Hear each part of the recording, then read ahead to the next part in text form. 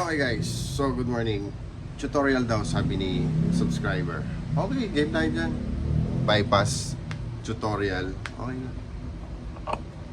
Ito. Meron tayo dito. Tama-tama doon sa request ni subscriber natin sa YouTube channel natin, CPTech Vlogs. Ayan na. So ito, bago kayo mag-bypass ng ganito, check nyo muna yung IMEI. Sa SICW, ilagay nyo dun yung IMEI, tapos basic info, then makikita nyo dun kung nakalagay dun yung kanyang kung siya open line o hindi doon sa website ng SICW. Then magawa kayo ng account doon para may limit kayo hanggang 5 generate ng IMEI kung siya ay open line or hindi, or naka-off ang Apple ID. Yung info nandun nakalagay. So ito ay iPhone 8 Plus. So sabi ni subscriber, pwedeng tutorial. Okay, sige, gawin natin yung tutorial request ni subscriber. DFU mode procedure tayo guys. Yan. Press button up, volume down, quick press power button and release, hold volume down para mag DFU mode. Antayin nyo lang na mag DFU mode na ma-detect sa Trio Tools. Okay, ganyan ang procedure sa pag-DFU mode. Pag na-DFU mode natin, punta na tayo sa unlock tool. Then monitor nyo lang kung na-detect sa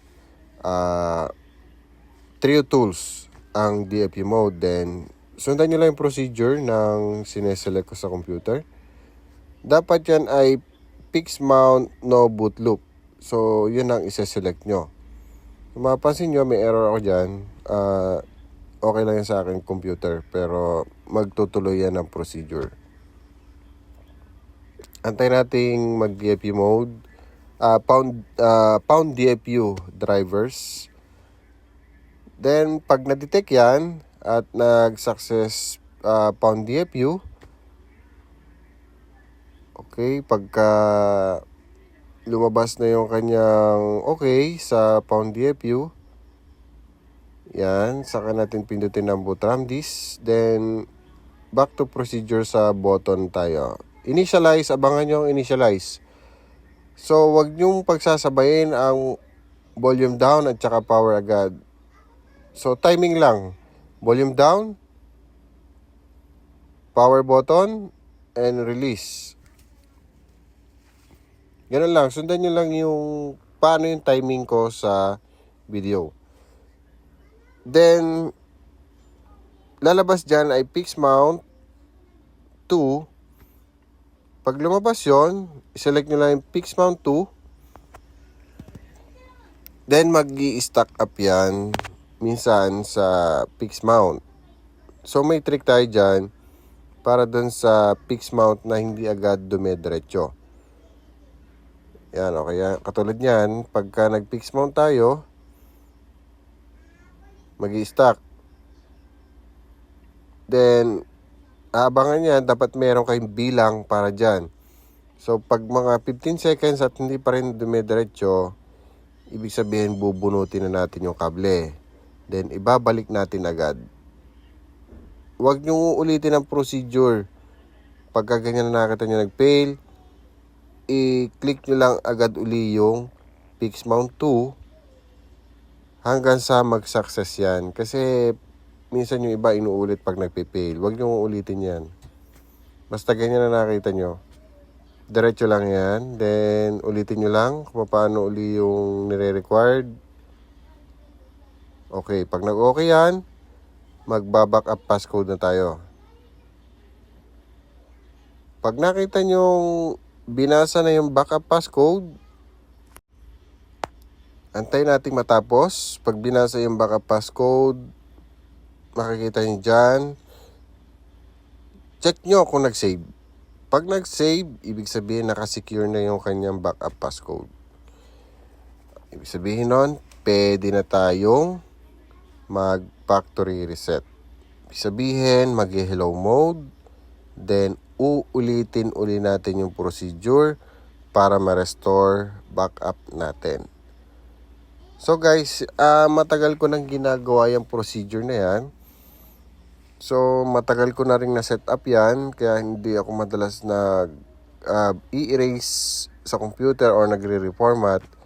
Napakahirap guys mag-set up ng ganan para maitono mo talaga yung mga drivers para sa ganan. Kasi nung bago pa lang ako, makwento ko lang guys nung bago pa lang ako babypass sa unlock tool, ang hirap mag-timing, ang dami mo kailangan install, minsan nagkakaroon ng conflict.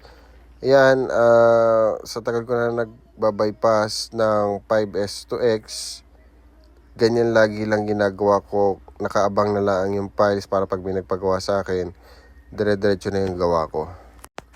So yan ay nag-factory reset, mag-hello na yan. So makikita natin dyan ay inaantay na lang natin mag-clear yung kanyang storage. Then mag-hello ang unit. So aking ipapass forward para mabilis nating makita. So ito na guys, lumabas na yung kanyang setup. Okay, hindi nga pala ito mag-ano. So ulitin na lang natin yung procedure sa ICID, IMEI. Ulitin na lang natin yung procedure sa DFD mode. So patayin muna natin sa unit. 1, 2, 3. Long press, then volume down para ma-restore na natin.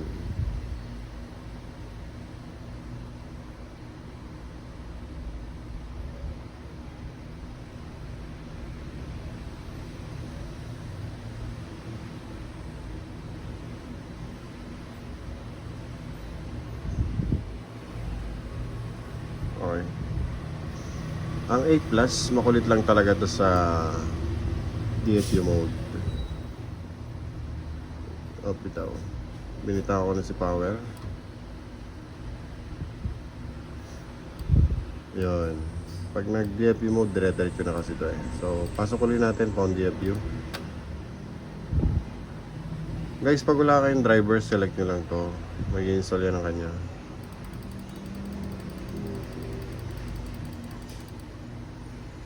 Okay. So, wait na natin ito matapos. Same procedure pa rin doon sa nauna. Yung ginawa natin kanina kung paano mapadetect sa boot ramps. Then, ganun din sa fixed mount. Okay. Antayin natin si initialize.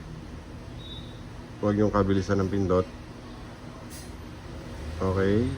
Power. Timing lang guys. Bitaw. Pag nag-okay, bitaw na lahat.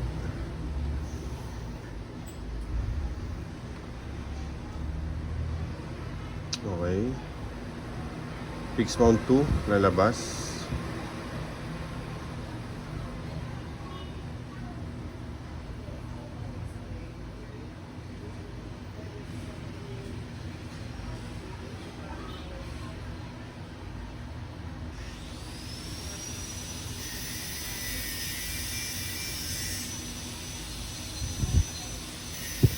Okay, click natin si fixed mount 2. Pag nag-stuck sa mounting hardware, bilangan nyo mga 1 minuto. Pag wala nangyari, bunutin nyo tapos balik ulit. Kulitin nyo lang ha. Okay, bubunutin natin. Bunot, balik agad. Yun, na-champuhan natin ang mabilis. Then, alam nyo na gagawin. Restore backup. Then, ayun na yung last procedure.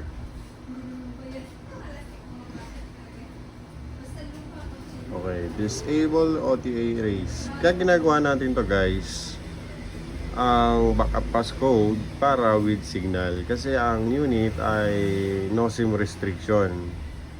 Kaya ang sabi ko, bago kayo mag-bypass, check nyo muna kung siya ay open line or hindi pa napapa-bypass dati.